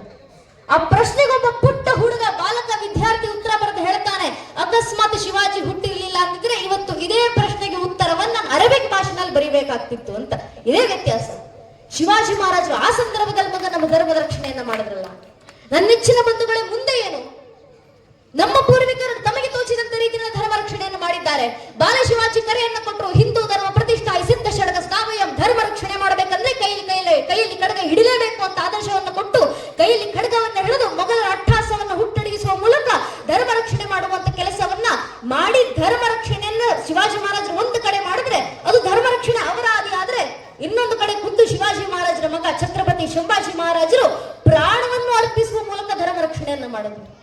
ಔರಂಗಜೇಬ ಸಂಭಾಜಿ ಮಹಾರಾಜರ ಸೆರೆ ಹಿಡಿದು ಸಂಭಾಜಿ ಮಹಾರಾಜರನ್ನ ಕಾರಾಗೃಹಕ್ಕೆ ಇಟ್ಟು ಕಾರಾಗೃಹದಲ್ಲಿದ್ದಂತ ಸಂಭಾಜಿ ಮಹಾರಾಜರಿಗೆ ಪ್ರಶ್ನೆ ನಿಟ್ಟ ಔರಂಗಜೇಬ್. ಸಂಭಾಜಿ ಮಹಾರಾಜರ ಕತ್ತಿನ ಮೇಲೆ ಖಡ್ಗವನ್ನ ಇಟ್ಟು ಔರಂಗಜೇಬ್ ಪ್ರಶ್ನೆ ಮಾಡ್ತಾನೆ, ಒಂದು ಈ ಕ್ಷಣ ನಿನ್ನ ಧರ್ಮವನ್ನ ಬಿಟ್ಟು ಮತಾಂತರ ಆಗು, ಇಲ್ಲ ನಿನ್ನ ಈ ಕೂಡಲೇ ಸಾಯಿಸ್ತೀವಿ. ಆ ಸಂದರ್ಭದಲ್ಲಿ ಸಂಭಾಜಿ ಮಹಾರಾಜರ ಬಾಯಿಂದ ಬಂದಿದ್ದು ಒಂದೇ ಒಂದು ಉತ್ತರ, ಅದು ಬೇಕಾದ್ರೆ ಪ್ರಾಣ ಬಿಡ್ತೀನಿ ಆದ್ರೆ ಧರ್ಮ ಬಿಡೋದಿಲ್ಲ ಅಂತ. ಈ ಒಂದು ಉತ್ತರ ಸಂಭಾಜಿ ಮಹಾರಾಜರ ಬಾಯಿಂದ ಬಂದಿದ್ರಿಂದ ಇವತ್ತು ನಾವು ಹಿಂದೂಗಳಾಗಿ ಉಳಿದಿರೋದು. ಸಂಭಾಜಿ ಮಹಾರಾಜರ ಈ ಒಂದು ಉತ್ತರದಿಂದ 40 ದಿನಗಳ ಕಾಲ ಔರಂಗಜೇಬ್ ಸಂಭಾಜಿ ಮಹಾರಾಜರಿಗೆ ಚಿತ್ರಹಿಂಸೆ ಕೊಟ್ಟ. ಒಂದು ದಿನ ಸಂಭಾಜಿ ಮಹಾರಾಜರ ಕೈ ಬೆರಳುಗಳನ್ನು ಕತ್ತರಿಸಲಾಯಿತು, ಸಂಭಾಜಿ ಮಹಾರಾಜರ ಕಾಲು ಬೆರಳುಗಳನ್ನು ಕತ್ತರಿಸಿದ ಔರಂಗಜೇಬ್. ಸಂಭಾಜಿ ಮಹಾರಾಜರ ಕೈ ಕತ್ತರಿಸಿದ್ರು, ಕಾಲು ಕತ್ತರಿಸಿದ್ರು, ಸಂಭಾಜಿ ಮಹಾರಾಜರ 2 ಕಿವಿಗಳನ್ನು ಕತ್ತರಿಸಲಾಯಿತು. ಕಾದಿದ್ದ ಕಬ್ಬಿಣದ ಸೀಸೆಯಿಂದ ಸಂಭಾಜಿ ಮಹಾರಾಜರ 2 ಕಣ್ಣುಗಳನ್ನು ಕಿತ್ತು ತೆಗೆಯಲಾಯಿತು. ಜೀವಂತವಿರಬೇಕಾದ್ರೆ ಸಂಭಾಜಿ ಮಹಾರಾಜರ ದೇಹದ ತುಂಡು ತುಂಡನ್ನಾಗಿಸಿದ್ರು. 40 ದಿನಗಳ ಕಾಲ ಈ ಚಿತ್ರಹಿಂಸೆಯನ್ನು ಸಂಭಾಜಿ ಮಹಾರಾಜರು ಅನುಭವಿಸಿದ್ರು. ಆದ್ರೆ ಸಾಯುವ ಕೊನೆ ಕ್ಷಣದವರೆಗೂ ಕೂಡ ಧರ್ಮ ಬಿಡುವಂತ ಮಾತಾಡ್ಲಿಲ್ಲ. 40 ದಿನಗಳ ಈ ಚಿತ್ರಹಿಂಸೆಯನ್ನ ತಡೆದುಕೊಂಡು 40 ದಿನಗಳ ನಂತರ ಸಂಭಾಜಿ ಮಹಾರಾಜರು ತಮ್ಮ ಅಂತಿಮ ಉಸಿರನ್ನ ಅದೇ ಕಾರಾಗೃಹದಲ್ಲಿ ಬಿಟ್ರು. ಯಾಕೆ ಗೊತ್ತಾ? ಇಂಥ ಧರ್ಮಾಭಿಮಾನ. ಸಂಭಾಜಿ ಮಹಾರಾಜ ಆ ಕ್ಷಣದಲ್ಲಿ ಏನಾದ್ರು ಹೌದು ನಾನು ಧರ್ಮ ಬಿಟ್ಟು ಮತಾಂತರ ಆಗ್ತೀನಿ ಅಂತ ಹೇಳಿದ್ರೆ ಸಂಭಾಜಿ ಮಹಾರಾಜರ ಆ ಒಂದು ಮಾತಿಗೆ ಔರಂಗಜೇಬ್ ಸಂಭಾಜಿ ಮಹಾರಾಜರನ್ನು ಜೀವಂತವಾಗಿ ಬಿಟ್ಟು ಕಳಿಸೋದು ಮಾತಷ್ಟೇ ಅಲ್ಲ, ಇಡೀ ಸಾಮ್ರಾಜ್ಯದ ಕಾಲುಬಾಗು ಸಾಮ್ರಾಜ್ಯವನ್ನು ಸಂಭಾಜಿ ಮಹಾರಾಜರ ಹೆಸರಿಗೆ ಬರೋದು ಆತನನ್ನ ರಾಜ ಅಂತ ಬಿಡಿದುಕೊಟ್ಟು ಕಳಿಸ್ತಾ ಇದ್ರು. ಇಷ್ಟೆಲ್ಲ ಸವಲತ್ತಿರಬೇಕಾದ್ರೂ ಕೂಡ ನನಗಿದು ಯಾವುದೂ ಬೇಕಾಗಿಲ್ಲ, ಪ್ರಾಣ ಹೋದ್ರೂ ಕೂಡ ಧರ್ಮ ಬಿಡ್ಕೊಳ್ಳಿಲ್ವಲ್ಲ ಸಂಭಾಜಿ ಮಹಾರಾಜರು. ಯಾಕಂದ್ರೆ ಅದೇ ಸಂಭಾಜಿ ಮಹಾರಾಜರು 16 ವರ್ಷ ಇರಬೇಕಾದ್ರೆ ತಾವೇ ಖುದ್ದು ಬರೆದಂತ ಬುದ್ಧಭೂಷಣಂ ಎಂಬ ಸಂಸ್ಕೃತ ಗ್ರಂಥದ 6ನೇ ಅಧ್ಯಾಯದಲ್ಲಿ ಸಂಭಾಜಿ ಮಹಾರಾಜ್ 16 ವರ್ಷ ಇರಬೇಕಾದ್ರೆ ಬರೆದು ಹೇಳಿದ್ರು, ಜೀವಿತಂ ಮೃತಕಂ ಮಣೆ ದೇಹಿನ ಧರ್ಮವರ್ಜಿತ ಮೃತ್ಯು ಧರ್ಮೇಣ ಚ ಸಂಯುಕ್ತೆ ದೀರ್ಘಜೀವಿ ಭವಿಷ್ಯತೆ ಅಂತ. ಅರ್ಥಾತ್ 16 ವರ್ಷದ ಸಂಭಾಜಿ ಮಹಾರಾಜರು ಬರೆದು ಹೇಳ್ತಾ ಇದ್ರೆ ಯಾವ ವ್ಯಕ್ತಿ ಬದುಕಿರ್ಬೇಕಾದ್ರೇನೆ ಧರ್ಮ ಬಿಟ್ಟು ಮತಾಂತರ ಆಗ್ತಾನೋ ಆ ವ್ಯಕ್ತಿ ಬದುಕಿದ್ರು ಸತ್ತ ಶಿವದಂತೆ. ಆದ್ರೆ ಯಾವ ವ್ಯಕ್ತಿ ಜೀವನದ ಕೊನೆ ಉಸಿರಿರುವವರೆಗೂ ಧರ್ಮವನ್ನ ಕೈಯಲ್ಲಿ ಭದ್ರವಾಗಿ ಹಿಡಿದು ಸಾಯ್ತಾನೋ ಆತ ಸತ್ತ ನಂತರವೂ ಕೂಡ ಚಿರಂಜೀವಿಯಾಗಿ ಇತಿಹಾಸದ ಪುಟಗಳಲ್ಲಿ ಗುರುತಾಗ್ತಾನೆ ಅಂತ 16 ವರ್ಷ ಇರಬೇಕಾದ್ರೆ ಸಂಭಾಜಿ ಮಹಾರಾಜರು ಬರೆದಿದೆ. ಆ ಹಾದಿಯನ್ನ ಪಾಲಿಸ್ತಾ ಸಂಭಾಜಿ ಮಹಾರಾಜರು ಹೇಳಿದಂತ ಹಾದಿಯನ್ನ ತಾವು ಪಾಲಿಸ್ತಾ ಕೊನೆಯ ಕ್ಷಣದವರೆಗೂ ಧರ್ಮವನ್ನು ಉಳಿಸಿಕೊಂಡು ಧರ್ಮಕ್ಕೋಸ್ಕರ ಪ್ರಾಣಾರ್ಪಣೆಯನ್ನು ಕೊಟ್ಟರು. ಧರ್ಮ ಉಳಿಸುವಂತ ಸಂಭಾಜಿ ಮಹಾರಾಜರ ಮಾರ್ಗ ಅದು. ಇನ್ನೊಂದು ಕಡೆ ಬಸವಣ್ಣನವರು ಅದಕ್ಕೂ ಹಿಂದೆ, ಶಿವಾಜಿ ಮಹಾರಾಜರು ಬರೋಕ್ಕೂ ಹಿಂದೆ, ಸಂಭಾಜಿ ಮಹಾರಾಜರು ಬರೋಕ್ಕೂ ಹಿಂದೆ ಬಸವಣ್ಣನವರು ಧರ್ಮ ರಕ್ಷಣೆಯನ್ನ ಮಾಡ್ತಾ ಹೇಳಿದ್ರು, ಧರ್ಮ ರಕ್ಷಣೆ ಮಾಡಬೇಕಾದ್ರೆ ನಿಮ್ಮಲ್ಲಿರುವಂತಹ ವೈಯಕ್ತಿಕ ಧರ್ಮವನ್ನ ಸರಿಗೊಳಿಸಿಕೊಳ್ಳಿ, ಜಗದ ಡೊಂಕ ನೀವೇ ಕಿತ್ತಿದ್ದುವಿರಿ, ನಿಮ್ಮ ಮನವ ಸಂತೈಸಿಕೊಳ್ಳಿ, ನಿಮ್ಮ ತನುವ ಸಂತೈಸಿಕೊಳ್ಳಿ ಅಂತ ಬಸವಣ್ಣನವರು ಹೇಳಿದ್ರು. ನಿಮ್ಮ ವೈಯಕ್ತಿಕ ಧರ್ಮವನ್ನ ಕಾಪಾಡಿ, ಸಮಾಜ ಧರ್ಮ ತಾನಾಗೆ ಕಾಪಾಡಿಕೊಳ್ಳುತ್ತೆ. ಬಸವಣ್ಣನವರು ಕೊಟ್ಟಂತ ಆದರ್ಶ ಧರ್ಮದ ಹಾದಿನಲ್ಲಿ ನಡೀರಿ. ಹಿರಿಯರ ಮಾತಾಡ್ತಾ ಇರ್ಬೇಕಾದ್ರೆ ಪೂಜನೀಯರ ಮಾತನ್ನ ಹೇಳಿದ್ರು, ನೀನು ಧರ್ಮಕ್ಕೆ ಶರಣಾಗು, ನಿನ್ನನ್ನ ಧರ್ಮ ರಕ್ಷಿಸುತ್ತೆ ಅಂತ. ಇದೆಲ್ಲ ಬಸವಣ್ಣನವರು ನಮ್ಗೆ ಹೇಳಿಕೊಟ್ಟಂತ ಮಾತು. ಭಕ್ತಿ ಎಂಬ ಪೃಥ್ವಿಯ ಮೇಲೆ ಗುರುವೆಂಬ ಬೀಜವನ್ನು ಕುರಿಸಿ ಲಿಂಗವೆಂಬ ಎಲೆ ಆಯ್ತು, ಲಿಂಗವೆಂಬ ಎಲೆಯ ಮೇಲೆ ಆಚಾರವೆಂಬ ಹಣ್ಣಾಯ್ತು, ವಿಚಾರವೆಂಬ ಕಾಯ ಆಯ್ತು, ನಿಷ್ಪೃತಿ ಎಂಬ ಹಣ್ಣು ತೊಟ್ಟು ಬಿಟ್ಟು ಕಳಚಿ ಬೀಳುವಲ್ಲಿ ಕೂಡಲ ಸಂಗಮ ದೇವ ತನಗೆ ಬೇಕೆಂದು ಎತ್ತುಕೊಂಡ ಅಂತ. ನೀನು ಧರ್ಮದ ಮಾರ್ಗದಲ್ಲಿ ನಡಿ ಸರಿಯಾಗಿ. ನೀನು ಸರಿಯಾಗಿ ಧರ್ಮದ ಮಾರ್ಗದಲ್ಲಿ ನಡೆದಾಗ ಆ ಧರ್ಮ ರಕ್ಷಣೆ ಅದೇ ಧರ್ಮ ನಿನ್ನ ರಕ್ಷಿಸುತ್ತೆ. ನೀನು ಭಗವಂತನಿಗೆ ಶರಣಾಗು, ಭಗವಂತ ತೋರಿಸಿಕೊಟ್ಟಂತ ಆಧ್ಯಾತ್ಮಿಕದ ಮಾರ್ಗದಲ್ಲಿ ನಡಿ. ನೀನು ಬೀಳುವ ಸಂದರ್ಭದಲ್ಲಿ ಅದೇ ಭಗವಂತ ನಿನ್ನನ್ನು ಹಿಡಿದು ನಿನ್ನ ರಕ್ಷಿಸ್ತಾನೆ. ಇದೇ ನಮ್ಮ ಪೂರ್ವಿಕರು ಹೇಳ್ಕೊಟ್ಟಿದ್ದು, ಧರ್ಮ ರಕ್ಷಿತಿ ರಕ್ಷಿತ, ಧರ್ಮವನ್ನ ರಕ್ಷಿಸುವ ಧರ್ಮ ನಿನ್ನನ್ನು ರಕ್ಷಿಸುತ್ತೆ. ಬಸವಣ್ಣನವರ ಆದಿ ಅದು. ಪ್ರತಿಯೊಬ್ಬರಲ್ಲೂ ಶಿವಭಕ್ತಿಯನ್ನು ತುಂಬಿಸುವ ಮೂಲಕ, ವೈಯಕ್ತಿಕ ಧರ್ಮವನ್ನು ಸುಧಾರಿಸುವ ಮೂಲಕ ಸಮಾಜ ಧರ್ಮವನ್ನು ಸುಧಾರಿಸುವಂತ ಕೆಲಸ ಮಾಡಿ ಧರ್ಮ ರಕ್ಷಣೆ ಮಾಡುವಂತ ಬಸವಣ್ಣನವರ ಆದಿ ಅದು. ಇನ್ನು ಬಸವಣ್ಣನವರ ಪರಂಪರೆಯಲ್ಲಿ ಬಂದಂತ ಶರಣರು, ಬಸವಣ್ಣನವರ ಕಾಲದಲ್ಲಿದ್ದವರು, ಬಸವಣ್ಣನ ಮಾರ್ಗದರ್ಶನ ಅರಿತುಕೊಂಡು ಬಸವಣ್ಣನವರು ತೋರಿಸಿಕೊಟ್ಟಂತ ಮಾರ್ಗದಲ್ಲಿ ನಡೆದಂತ ಶರಣರು ಧರ್ಮ ರಕ್ಷಣೆ ಮಾಡಿದ್ರು. ಯಾವ ರೀತಿ ಮಾಡಿದ್ರು? ಕಲ್ಯಾಣದ ಮೇಲೆ ದಾಳಿ ಆಯ್ತು. ಕಲ್ಯಾಣದ ಮೇಲೆ ದಾಳಿ ಆಗೋಕ್ ಮುಂಚೆ ಅಲ್ಲಮ್ಮ ಪ್ರಭುಗಳು ನಿಂತು ಮಾತಾಡ್ತಾ ಹೇಳಿದ್ರು, ಕಲ್ಯಾಣದ ಮೇಲೆ ಮುಂದೊಂದು ದಿನ ದಾಳಿ ಆಗುತ್ತೆ, ಇಲ್ಲಿದ್ದು ಉಪಯೋಗ ಇಲ್ಲ, ಕಲ್ಯಾಣವನ್ನ ಬಿಟ್ಟು ಶರಣರೆಲ್ಲ ಹೊರಗಡೆ ಹೋಗಿ ಅಂತ ಭವಿಷ್ಯವಾಣಿಯನ್ನ ನುಡಿದಿದ್ರು. ಆಗುವುದು ಕಲ್ಯಾಣ, ತೋರ್ಪಟಿಕೆಯ ದೊಂಬರಾಟ ಮಿತಿ ಮೀರುವುದು. ಅಲ್ಲಮ್ಮ ಪ್ರಭುವರು ಮುಂಚಿತವಾಗಿ ಹೇಳಿದಂತ ಮಾತು, ಮೇಲು ಕೀಳೆಂಬುದು ಅತಿ ಹೆಚ್ಚಾಗಿ ಮೇಲಿನವರು ಕೆಳಗಿನವರನ್ನ ತಮ್ಮ ಕಾಲ್ತುಳತದ ತೊಟ್ಟಿಗೆ ಬಲಿಯಾಗಿಸಿಕೊಂಡು, ಅಧಿಕಾರದ ಗದ್ದುಗೆಯನ್ನಾಗಿಸಿಕೊಂಡು, ಐಶ್ವರ್ಯದ ಕಮ್ಮಟವನ್ನಾಗಿಸಿಕೊಂಡು, ಕಾಮಭೋಗಕ್ಕೆ ಅಂತಃಪುರವನ್ನಾಗಿಸಿಕೊಂಡು, ಗುರುಗಳ ಹೆಜ್ಜೆಲೆ ವೇದ ಬಿಂದುವೆಂದು, ರಾಜ್ಯದ ತಲೆಯೇ ವಜ್ರ ವೈಡೂರ್ಯವೆಂದು, ಜನತೆಯ ಬುದ್ಧಿ ಬೆರಿ ಮಣ್ಣೆಂದು ಸರ್ವನಾಶವಾಗುವುದು ಗುಹೇಶ್ವರ ಅಂತ ಆಗಿನ ಕಾಲದಲ್ಲಿ ಅಲ್ಲಮ್ಮ ಪ್ರಭುವರು ಭವಿಷ್ಯವಾಣಿಯನ್ನ ನುಡಿದು ಹೇಳಿದ್ರು. ಕಲ್ಯಾಣದ ಮೇಲೆ ದಾಳಿ ಆಗಲಿದೆ, ಕಲ್ಯಾಣ ಹೊತ್ತಿ ಉರಿಯಲಿದೆ, ಕಲ್ಯಾಣದಲ್ಲಿರುವಂತಹ ಶರಣರೆಲ್ಲ ಜಾಗ ಖಾಲಿ ಮಾಡಿ ಅಂತ ಅಲ್ಲಮ್ಮ ಪ್ರಭುವರು ಆ ರೀತಿ ಹೇಳಿ ಕಲ್ಯಾಣವನ್ನ ಬಿಟ್ಟು ಹೊರಟು. ಮುಂದೆ ಅಲ್ಲಮ್ಮ ಪ್ರಭುವರು ಹೇಳಿದಂತ ಮಾತು ಸತ್ಯ ಆಯ್ತು, ಕಲ್ಯಾಣದ ಮೇಲೆ ದಾಳಿ ಆಯ್ತು. ಇಡೀ ಕಲ್ಯಾಣ ಹೊತ್ತಿ ಉರಿತಾ ಇರುವಂತ ಸಂದರ್ಭದಲ್ಲಿ ಆಗಿದ್ದಂತ ಶರಣರು ಯಾರೊಬ್ಬರು ಕೂಡ ತಾವು ಮನೆಗಳಲ್ಲಿ ಇಟ್ಟಿದ್ದಂತ ಹಣವನ್ನ ಎತ್ಕೊಂಡು ಬರಲಿಲ್ಲ, ತಾವು ಕೂಡಿಟ್ಟಿದ್ದಂತ ಚಿನ್ನ ವಜ್ರಗಳನ್ನ ಎತ್ಕೊಂಡು ಬರಲಿಲ್ಲ, ಬೆಳ್ಳಿ ವೈಡೂರ್ಯಗಳನ್ನ ಎತ್ಕೊಂಡು ಬರಲಿಲ್ಲ. ಏನನ್ನ ಹೊತ್ತು ತಂದ್ರು? ಅಲ್ಲಿದ್ದಂತ ಕೈಗೆ ಸಿಕ್ಕಂತ ವಚನಗಳನ್ನ ಹೊತ್ತು ತಂದ್ರು. ಏನಕ್ಕೆ? ಅವರಿಗೆ ಸ್ಪಷ್ಟವಾಗಿ ಗೊತ್ತಿತ್ತು, ಮನೆಯ ಮಟ್ಟ ಹೊತ್ತು ಊರಿದ್ರು ಪರವಾಗಿಲ್ಲ, ಊರಿಗೆ ಊರು ಹೊತ್ತಿರಿದ್ರು ಪರವಾಗಿಲ್ಲ, ನಮ್ಮ ಧರ್ಮ ರಕ್ಷಣೆ ಆಗಬೇಕು, ಧರ್ಮದಲ್ಲಿರುವಂತ ಈ ಆಧ್ಯಾತ್ಮಿಕ ಜ್ಞಾನ ರಕ್ಷಣೆ ಆಗಬೇಕು ಅಂತ ವಚನಗಳನ್ನ ಕೈಯಲ್ಲಿ ಹಿಡ್ಕೊಂಡು ಬಂದು ಇಡೀ ದೇಶದಾದ್ಯಂತ ಆ ವಚನವನ್ನ ಪ್ರಸಾರ ಮಾಡುವಂತ ಕೆಲಸವನ್ನ ಆ ಶರಣರು ಮಾಡಿದ್ರು. ಅವ್ರಿಗೆ ತೋಚಿದಂತ ಮಾರ್ಗ ಅದು.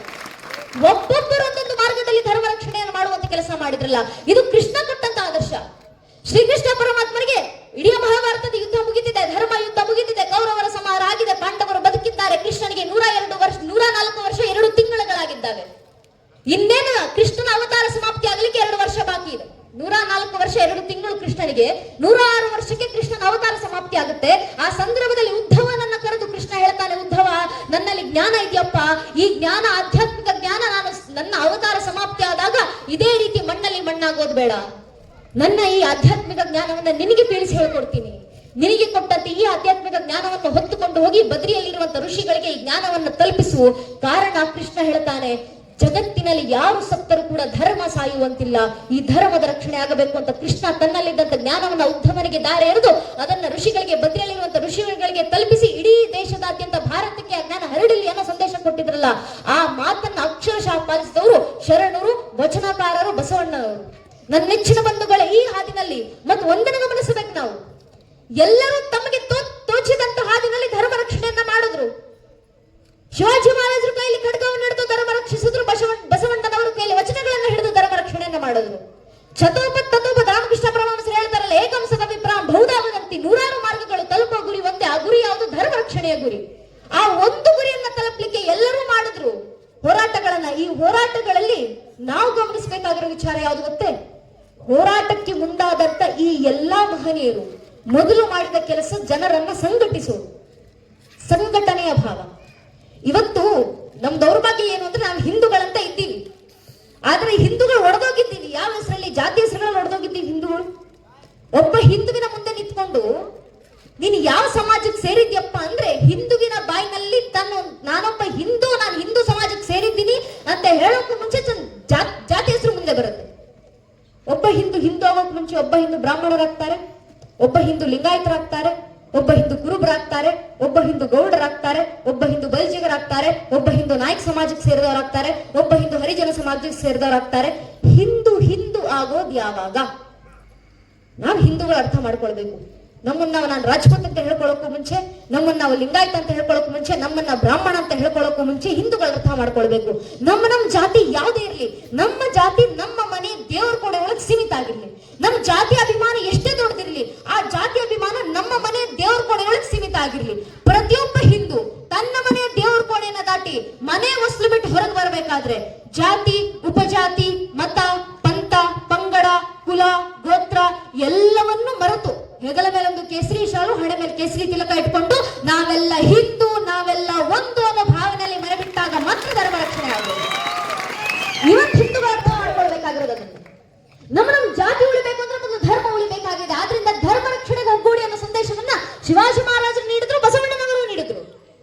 ಶಿವಾಜಿ ಮಹಾರಾಜರು ಮಾಡಿದ ಮೊದಲನೇ ಕೆಲಸನೇ ಅದು, ಸಂಘಟಿಸಿದ್ರು. ನಾಡಿನಲ್ಲಿ ಅವರಿಗೆ ಬೆಂಬಲ ಸಿಗ್ತಾ ಇದ್ದಾಗ ಕಾಡಿಗೆ ಹೊರಟರು. ಕಾಡಿನಲ್ಲಿ ಸಾಮಾನ್ಯ ಕುರಿ ಕಾಯ್ದಂತ ಹುಡುಗರನ್ನ, ಮಾಳವಿ ಪೌರನ್ನ ಕರ್ಕೊ ಬಂದು ಆ ಹುಡುಗರನ್ನ ಆಟಾಡಿಸುವ ಮೂಲಕ ಆ ಮಕ್ಕಳಲ್ಲಿ ಧರ್ಮ ಭಕ್ತಿಯನ್ನ ತುಂಬಿಸಿದ್ರು. ಮರಾಠಿ ಆಡಿದ್ಯಲ್ಲ ಒಂದು ಬಹಳ ಸುಂದರವಾಗಿ, ಮಂತ್ರ ಚೋಟ ತಂತ್ರ ಶೋಭೆ ಪರಿಯ ಯಶಸ್ವಿ ಠರಲೇತೆ ಅಂತ, ಪುಟ್ಟ ಮಂತ್ರ ಸುಲಭ ತಂತ್ರ, ಏನ್ ದೊಡ್ಡ ವಿಸ್ಮಯ ಮಾಡ್ತೀವಿ, ಏನ್ ದೊಡ್ಡ ಯಶಸ್ವಿ ಆಯ್ತು ನೋಡಿ ಅಂತ ಆಟಾಡಿಸ್ತಾ ಮಕ್ಕಳಲ್ಲಿ ಧರ್ಮ ಭಕ್ತಿಯನ್ನು ತುಂಬಿಸಿದ್ರು.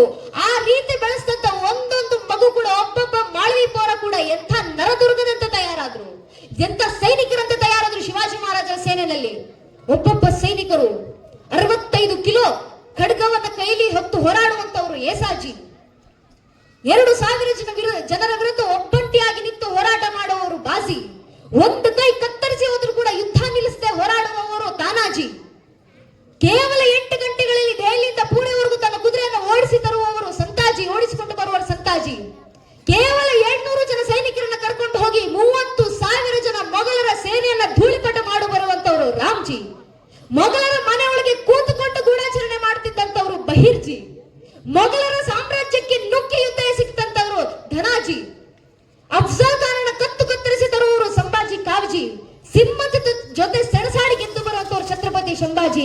ಇವರೆಲ್ಲರನ್ನು ಸೇರಿಸಿಕೊಂಡು ಹಿಂದೂ ಸ್ವರಾಜ್ಯ ಸಾಮ್ರಾಜ್ಯದ ಕನಸನ್ನು ಹೊತ್ತಂತವರು ವೀರ ಛತ್ರಪತಿ ಶಿವಾಜಿ. ಎಲ್ಲರನ್ನು ಸಂಘಟಿಸಿದ್ರು ಶಿವಾಜಿ ಮಹಾರಾಜ.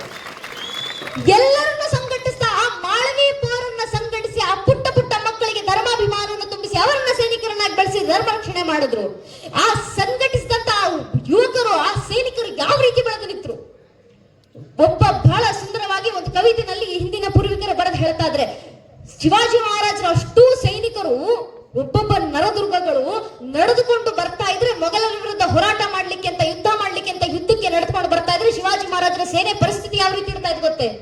ಕವಿಗಳು ಹೇಳ್ತಾರ ಒಬ್ಬರು, साजी चतु रंग सेना अंग में मंगदारी सरजा शिवाजी जंग जीते न चलते हैं तारा सुतरणी दूरी दार पर लगते जिम्मी दार पर पार पार वारियू हिलते हैं ಅಂತ ಅಂದ್ರೆ ಶಿವಾಜಿ ಮಹಾರಾಜರ ಸೈನಿಕರು ನಡ್ಕೊಂಡು ಬರ್ತಾ ಇದ್ರು ಯುದ್ಧಕ್ಕೆ ಅಂತ. ಯಾವ ರೀತಿ ಭೂಮಿ ಮೇಲೆ ಪಾರವಾರ ಬಿಟ್ರೆ ಪಾರವಾರ ನಡುಗುತ್ತೋ ಆ ರೀತಿ ಶಿವಾಜಿಯ ಸೈನಿಕರ ಕಾಲಿನ ಸಪ್ಪಳಕ್ಕೆ ಭೂಮಿ ಕಂಪಿಸ್ತಾ ಇತ್ತು ಶಿವಾಜಿ ಮಹಾರಾಜರ ಸೇನೆ ಬಲ ಅಂತದ್ದು ಅಂತ ಕವಿಗಳು ವರ್ಣಿಸ್ತಾ ಹೇಳಿದ್ರಲ್ಲ. ಸಂಘಟಿತ ಭಾವ ಇದನ್ನೇ ಬಸವಣ್ಣನವರು ಮಾಡಿದ್ರು. ಸಾಮಾನ್ಯರಲ್ಲಿ ಸಾಮಾನ್ಯ ಜನರನ್ನು ಕರ್ಕೊಂಡು ಬಂದು ಅವರನ್ನು ಶರಣರನ್ನಾಗಿಸಿ ವಚನಾಕಾರರನ್ನಾಗಿಸಿ ಅವರಲ್ಲಿ ಧರ್ಮವನ್ನು ತುಂಬಿಸಿ ಆಧ್ಯಾತ್ಮಿಕ ಜ್ಞಾನವನ್ನು ತುಂಬಿಸಿ ಧರ್ಮ ರಕ್ಷಣೆ ಮಾಡಿದ್ರು, ಸಂಘಟಿಸಿದ್ರು ಜನರನ್ನ. ಇಡೀ ದೇಶದಲ್ಲಿ ಜಾತಿ ಜಾತಿ ಅಂತ ಜನರು ಕಿತ್ತಾಡ್ತಾ ಇರುವಂತ ಸಂದರ್ಭದಲ್ಲಿ, ಮೇಲು ಕೀಳು ಎಂಬುದು ಮುಗಿಲು ಬಿಟ್ಟದಂತ ಸಂದರ್ಭದಲ್ಲಿ ಎಲ್ಲಾ ಜನರು ಜಾತಿ ವ್ಯವಸ್ಥೆಯಲ್ಲಿ ಮಗ್ನರಾಗಿರ್ಬೇಕಾದ್ರೆ ಸಾಮಾನ್ಯರಲ್ಲಿ ಸಾಮಾನ್ಯ ಜನರನ್ನು ಕರ್ಕೊಂಡು ಬಂದು ಬಸವಣ್ಣನವರು ಹೇಳಿದ್ರು, ಮಾದಾರ ಚೆನ್ನಯ್ಯನಿಗಿಂತ ದೊಡ್ಡ ಶಿವಭಕ್ತ ಜಗತ್ನಲ್ಲಿ ಶ್ರೇಷ್ಠನಿರ್ಲಿಕ್ಕೆ ಸಾಧ್ಯ ಇಲ್ಲ, ಶ್ರೇಷ್ಠರಲ್ಲಿ ಶ್ರೇಷ್ಠ ಶಿವಭಕ್ತ ಮಾದಾರ ಚೆನ್ನಯ್ಯ ಅಂತ ಬಸವಣ್ಣನವರು ಘಂಟಾಘೋಷವಾಗಿ ಘೋಷಣೆಯನ್ನ ಮಾಡಿದ್ರು. ಅನ್ನದಾಸ ನಡೀತಾ ಇರುವಂತ ಸಂದರ್ಭದಲ್ಲಿ, ಶರಣರಿಗೆ ಅನ್ನದಾಸ ನಡೀತಾ ಇರುವಂತ ಸಂದರ್ಭದಲ್ಲಿ ಊಟ ಮಾಡಬೇಕು. ಸಾಮಾನ್ಯ ಜನರು ನೋಡ್ತಾರೆ, ಊಟ ಮಾಡಬೇಕು. ಊಟ ಮಾಡ್ಬೇಕಂದ್ರೆ ಶರಣರು ಎಲ್ಲರೂ ಊಟ ಮಾಡ್ತಾ ಇದಾರೆ, ನಾವೇ ಹೋಗೋದು. ಪಕ್ಕದಲ್ಲಿ ಇದ್ದಂತ ಒಂದು ಕಲ್ಲನ್ನು ತಗೊಂಡ್ರು, ಆ ಕಲ್ಲಿಗೆ ಬಟ್ಟೆಯನ್ನು ಸುತ್ತಿ ಅದನ್ನ ಇಟ್ಕೊಂಡು ಹೋದ್ರು. ಲಿಂಗವನ್ನು ಹೊತ್ತು ತಂದಿದೀವ ಅನ್ನೋ ರೀತಿಯಲ್ಲಿ ಕೂತ್ಕೊಂಡ್ರು. ಊಟ ಮಾಡ್ತಾ ಇರ್ಬೇಕು, ಊಟ ಮಾಡಿಸ್ಬೇಕು, ಗೊತ್ತಾಗುತ್ತೆ ಅವರಿಗೆ ಎದುರುಗಡೆ ಒಬ್ಬ ಶರಣರಿಗೆ, ಇವ್ರು ಇತ್ತೀಚೆಗೆ ನೋಡಿಲ್ವಲ್ಲ ಯಾರು ಇವರು ಅಂತ. ಅವ್ರು ಸೆರೆ ಸಿಕ್ಕಾಗ ಅವ್ರು ಕೇಳ್ತಾರೆ, ಬಟ್ಟೆನ ಲಿಂಗ ಇಟ್ಕೊಂಡಿದ್ಯೋ ಕಲ್ಲು ಇಟ್ಕೊಂಡಿದ್ಯೋ ಅಂತ. ಬಟ್ಟೆ ತೆಗೆದು ನೋಡಿದಾಗ ಲಿಂಗ ಎಲ್ಲ ಕಲ್ಲಿತ್ತು. ಬೇರೆ ಶರಣರೆಲ್ಲ ಈತ ಮೋಸ ಮಾಡಿದ್ದಾನೆ, ಬರೀ ಊಟ ಮಾಡ್ಬೇಕು ಅಂತ ನಮ್ಮ ಲಿಂಗಕ್ಕೆ ಅವಮಾನ ಮಾಡಿ ಲಿಂಗದ ಬದಲಿಗೆ ಕಲ್ಲನ್ನ ಬಟ್ಟೆನಲ್ಲಿ ಕಟ್ಕೊಂಡು ಬಂದಿದ್ದಾನೆ, ನಮ್ಮ ಲಿಂಗಕ್ಕೆ ಅವಮಾನ, ಈತ ನಮ್ಮ ಮತಕ್ಕೆ ಅವಮಾನ ಮಾಡಿದ್ದಾನೆ ಅಂತ ಶರಣರು ಹೇಳ್ತಾ ಇದ್ದಂತ ಸಂದರ್ಭದಲ್ಲಿ ಬಸವಣ್ಣನವರಿಗೆ ವಿಷಯ ತಲುಪುತ್ತೆ. ಬಸವಣ್ಣನವರು ಬಂದು ಹೇಳ್ತಾರೆ, ಲಿಂಗದಲ್ಲಿ ಶಿವನನ್ನ ಕಾಣ್ಲಿಕ್ಕೆ ನಮ್ಮ ಜನರಿಗೆ ಕಷ್ಟ ಆಗ್ತಾ ಇರಬೇಕಾದ್ರೆ ನೀನು ಕಲ್ಲಿನಲ್ಲೂ ಲಿಂಗವನ್ನ ಕಂಡುಕೊಂಡಿದ್ಯಲ್ಲಪ್ಪ, ನಿನಗಿಂತ ದೊಡ್ಡ ಶಿವಭಕ್ತವೇ ಇಲ್ಲ ಅಂತ ಆ ಸಾಮಾನ್ಯ ಜನರಿಗೂ ನಿನಗೆ ವಚನ ಹೇಳಲಿಕ್ಕೆ ಬರಲಿಲ್ಲ ಅಂದ್ರೆ ಶಿವ ಶಿವ ಅನ್ನು ಸಾಕು ಅಂತ ಆ ಜನರಲ್ಲಿ ಶಿವಭಕ್ತಿಯನ್ನು ತುಂಬಿಸ್ತಾ ಧರ್ಮ ರಕ್ಷಣೆಯನ್ನ, ಧರ್ಮದ ಜನರನ್ನ ಒಗ್ಗೂಡಿಸಿದ್ರಲ್ಲ ಬಸವಣ್ಣನವರು. ಧರ್ಮದ ರಕ್ಷಣೆಗೋಸ್ಕರ ಜನರನ್ನ ಸಂಘಟಿಸಿದಂತ ರೀತಿ ಅಂತದ್ದು. ಈ ಸಂಘಟನೆ ಭಾವ ಬೇಕಾಗಿದೆ. ಸಂಘಟನೆ ಭಾವ ಯಾಕೆ ಬೇಕು? ನಮ್ಮ ಪೂರ್ವಿಕರು ಹೇಳ್ಕೊಟ್ಟಿದ್ದಾರೆ ನಮಗೆ, ಅಪಾರ ಭೂಮಿ ವಿಸ್ತಾರ ಅಗಣ್ಯ ಜನಸಂಕುಲಂ ರಾಷ್ಟ್ರಂ ಸಂಘಟನಾಹೀನ ಪ್ರಭವೇನಾತ್ಮ ರಕ್ಷಣೆ. ಅಪಾರ ಭೂಮಿ ವಿಸ್ತಾರ, ಕಣ್ಣಿಗೆ ಕಾಣದಷ್ಟು ತುದಿ ಕಾಣದಷ್ಟು ಅಪಾರವಾದಂತ ಭೂಮಿ ಇದ್ದು, ಆ ಭೂಮಿ ಒಳಗೆ ಅಗಣ್ಯವಾದಂತ ಜನರ ಸಂಖ್ಯೆ ಇದ್ದು, ಆ ಜನರ ಮಧ್ಯದಲ್ಲಿ ಸಂಘಟಿತ ಭಾವ ಇಲ್ಲ ಅಂದ್ರೆ ಧರ್ಮ ರಕ್ಷಣೆ ಆಗ್ಲಿಕ್ಕೆ ಸಾಧ್ಯವೇ ಇಲ್ಲ. ಅದರಿಂದ ಧರ್ಮ ರಕ್ಷಣೆಗಿರೋದು ಏಕೈಕ ಮಾರ್ಗ ಸಂಘಟಿತ ಭಾವ. ನಾವು ಸಂಘಟಿತರಾಗೋಣ ನನ್ನ ನೆಚ್ಚಿನ ಬಂಧುಗಳೇ. ಮತ್ತೆ ಈಗಾಗಲೇ ಅಕಸ್ಮಾತ್ ಒಮ್ಮೆ ಹಿಂದೂ ಸಮಾಜ, ಹಿಂದೂಗಳು ಸಂಘಟಿತರಾದ್ರೆ ದೇಶದಲ್ಲಿ ಏನೇನೆಲ್ಲ ಬದಲಾವಣೆ ತರಬಹುದು ಅನ್ನೋದನ್ನ ಈಗಾಗಲೇ ನೋಡಿದ್ದೀವಿ ನಾವು. ಒಮ್ಮೆ ಹಿಂದೂ ಸಮಾಜ ಸಂಘಟಿತವಾಯಿತು, ಪರಿಣಾಮ 500 ವರ್ಷಗಳ ಹೋರಾಟದ ನಂತರ, 78ಕ್ಕೂ ಹೆಚ್ಚು ಮಹಾಕದನಗಳ ನಂತರ, ಸುಮಾರು 3 ಲಕ್ಷ ಜನ ಹಿಂದೂಗಳ ಬಲಿದಾನಗಳ ನಂತರ ಇಂದು ನನ್ನ ಸಾಗಿರುವಂತಹ ಶತಮಾನಗಳ ಕನಸು ನಮ್ಮ ಅಯೋಧ್ಯೆಯ ರಾಮಲಲ್ಲಾರ ರಾಮ ಮಂದಿರ, ಆ ಒಂದು ರಾಮ ಮಂದಿರ 500 ವರ್ಷಗಳಲ್ಲಿ ಇಲ್ಲದೆ ಇರುವಂತ ಬದಲಾವಣೆ ದೇಶದಲ್ಲಿ ಬಂದಿದೆ. ಏನಕ್ಕೆ? ಹಿಂದೂಗಳ ಸಂಘಟಿತ ಭಾವದಿಂದ. ಒಮ್ಮೆ ಹಿಂದೂಗಳು ಸಂಘಟಿತವಾದ್ವಿ, ಅಯೋಧ್ಯೆಯಲ್ಲಿ ರಾಮ ಮಂದಿರ ನಿರ್ಮಾಣ ಆಯ್ತು.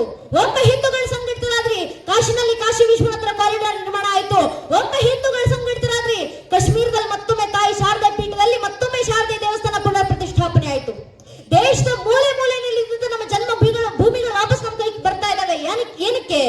ಹಿಂದೂಗಳಲ್ಲಿರುವಂತ ಸಂಘಟಿತ ಭಾವದಿಂದ. ಈ ಒಂದು ಸಂಘಟಿತ ಭಾವದಿಂದ ದೇಶದಲ್ಲಿ ಏನೇನೆಲ್ಲ ಬದಲಾವಣೆ ಆಗ್ತದೆ ನಾವು ನೋಡ್ತಾ ಇದ್ದೀವಿ. ಇದು ಇಂದು ನಿನ್ನೆ ಬದಲಾವಣೆ ಅಲ್ಲ ನನ್ನ ನೆಚ್ಚಿನ ಬಂಧುಗಳೇ. ಇದನ್ನ ಸಾವರ್ಕರ್ ಅವರು ಯಾವ್ದೋ ಕಾಲದಲ್ಲಿ ಹೇಳಿದ್ರು. ವೀರ್ ಸಾವರ್ಕರ್ ಅವರು ಹೇಳಿದ್ರು, ಒಮ್ಮೆ ಹಿಂದೂ ಸಮಾಜ ಸಂಘಟಿತರಾಗಿ ಮುಂದೆ ಈ ರಾಜಕಾರಣಿಗಳೆಲ್ಲ ಕೋರ್ಟ್ ಮೇಲೆ ಶನಿವಾರ ಹಾಕೊಂಡು ತಿರುಗಾಡ್ತಾರೆ. ಹಿಂದೂಗಳ ಸಂಘಟಿತ ಭಾವಕ್ಕಿರುವಂತ ತಾಕತ್ತಂತದ್ದು ಅಂತ ವೀರ್ ಸಾವರ್ಕರ್ ಅವರು ಯಾವ್ದೋ ಕಾಲದಲ್ಲಿ ಹೇಳಿದ್ರು. ನಾವು ಸಂಘಟಿತರಾಗಬೇಕಷ್ಟೇ.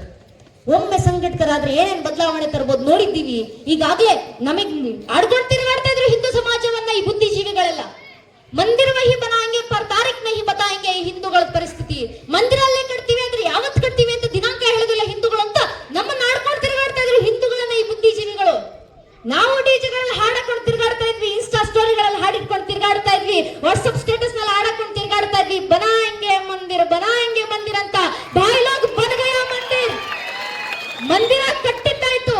ಇಡೀ ಜಗತ್ತು ಕಣ್ತುಂಬಿಸಿಕೊಳ್ಳುವಂತೆ ಭವ್ಯವಾದ ರಾಮ ಮಂದಿರದ ನಿರ್ಮಾಣ ಮಾಡಿ 500 ವರ್ಷಗಳಲ್ಲಿ 21 ತಲೆಮಾರುಗಳ ನಂತರ ಮತ್ತೊಮ್ಮೆ ಟೆಂಟ್ ನಲ್ಲಿದ್ದಂತ ರಾಮರನ್ನ ಭವ್ಯ ಮಂದಿರದಲ್ಲಿ ಕೂರಿಸಿ ಪ್ರಥಮ ಬಾರಿಗೆ ರಾಮನವಮಿಯನ್ನ ಮಂದಿರದಲ್ಲಿ ಆಚರಿಸಿದ್ ನಾವು ಅಯೋಧ್ಯೆಯಲ್ಲಿ.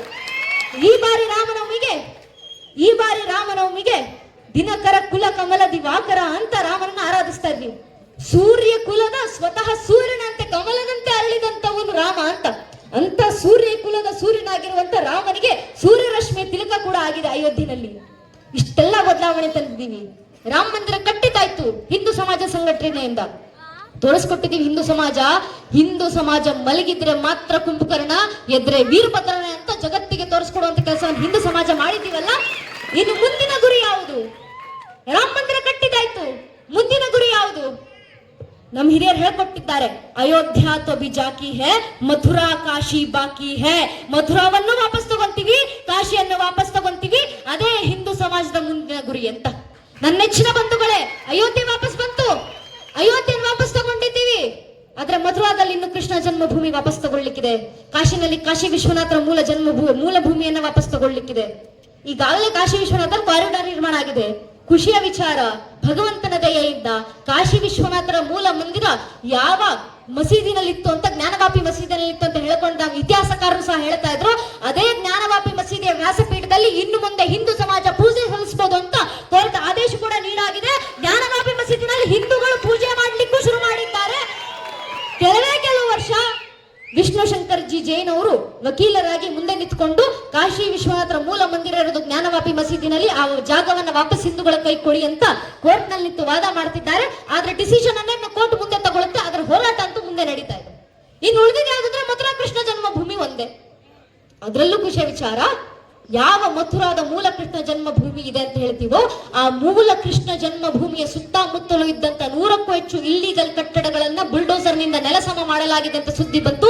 ಅರ್ಥಾತ್ ಕೆಲವು ವರ್ಷ ಮೂಲ ಕೃಷ್ಣ ಜನ್ಮಭೂಮಿ ಕೂಡ ಹಿಂದೂಗಳಿಗೆ ವಾಪಸ್ ಕೈ ಸೇರ್ಲಿಕ್ಕಿದೆ. ಇಷ್ಟೆಲ್ಲ ಹೇಳಬೇಕಾದ್ರೆ ಅನೇಕರು ಯೋಚನೆ ಮಾಡ್ತಾರೆ. ಆಗ್ಲೇ ಸ್ವಾಮೀಜಿ ಅವರು ಕೂಡ ತಾಜ್ ಮಹಲ್ ಬಗ್ಗೆ ಹೇಳಿದ್ರು. ಕೇಳಿದಾಗ ನಮ್ಗೆ ಇತಿಹಾಸದ ಪಠ್ಯ ಪುಸ್ತಕದಲ್ಲಿ ಕಂಠಪಾಠ ಮಾಡಿಸ್ಬಿಟ್ಟಿದ್ದಾರೆ. ತಾಜ್ ಮಹಲ್ ಯಾರು ಕಟ್ಟಿದ್ರು? ಶಹಜಾನ್ ಕಟ್ಟಿದ ತಾಜ್ ಮಹಲ್. ನಮ್ಗೆ ಇದನ್ನೇ ಹೇಳ್ಕೊ ಬಂದಿದ್ದು. ಆದ್ರೆ ನನ್ನ ನೆಚ್ಚಿನ ಬಂಧುಗಳೇ, ಈಗ ಹೇಳಿದ್ದಾರೆ ತಾಜ್ ಮಹಲ್ ಅನ್ನ ಕಟ್ಟಿ ಶಹಜಾನ್ ಅಲ್ಲ. ಇಷ್ಟು ವರ್ಷ ಪಠ್ಯ ಪುಸ್ತಕದಲ್ಲಿ ಹೇಳ್ಕೊ ಬಂದ್ವಿ. ಆದ್ರೆ ಈಗ ಇತಿಹಾಸಕಾರರು ಹೇಳ್ತಾ ಇದ್ದಾರೆ ತಾಜ್ ಮಹಲ್ ಕಟ್ಟಿದ್ದು ಶಹಜಾನ್ ಅಲ್ಲಪ್ಪ, ಅದು ಮೊದಲು ತೇಜೋ ಮಹಲ್ ಅಲ್ಲೊಂದು ಶಿವನ ಮಂದಿರ ಇತ್ತು.